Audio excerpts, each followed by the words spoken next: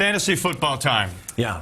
My son Bryce, who's 10, I told you this last night. Yeah. He's got Peyton Manning as his quarterback. Oh. He called me last night at work and said, Peyton Manning got me -7 points. My 10-year-old is upset and said he needs to go. Oh. So anyway, that's what's happening. Matt Benn, our fantasy expert, is here now. Hop on in here, Matt. Howdy, gentlemen. How are you, sir? I mean, look.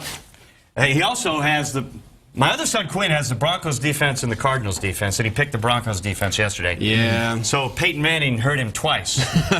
Anyway. Yeah, there were great Broncos games not across a lot the of league points, yesterday, just right? not the Broncos game. Yeah. I unfortunately was at that game as one that my wife and I said, we're going to this game, and it was embarrassing to watch that all unfold. So. Were there any Broncos who accumulated any positive points? Yeah, Ronnie Hillman topped the board with 10 points, and that helps with the touchdown that he got late in the game. Right. Brock Osweiler's right behind him, so there were 8 points to be right. had out there. You know, Brock Osweiler found him. He also brought in his good buddies Andre Caldwell and Cody Latimer, who haven't really climbed the boards up until now, but I mean, so many different players got 1 point. The defense got 1 point. Poor defense won, and the graphic said 7 for Peyton Manning, but Negative it's seven. -7. So you take points -7. off the board.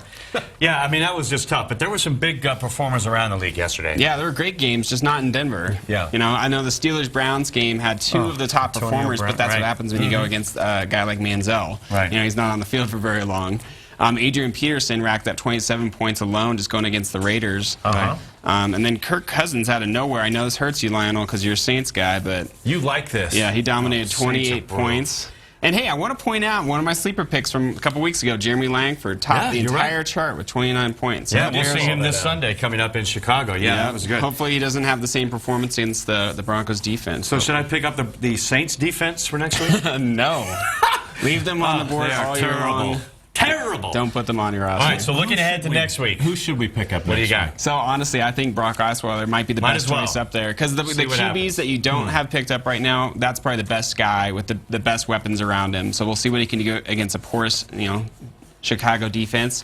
Sharkhandrick West, if you were watching our game yesterday, he saw him. he had quite a time against our defense, and they've got some guys coming up against San Diego who's not as great either. Yeah. So we should be able to get some points from him. And then Lance Moore, nobody has, but the guy's had 4 touchdowns the last 5 games for the Lions. Lions Yeah. are one of those teams you think's a dumpster fire and don't pay attention to him, but he could do it for you. Exactly. All right.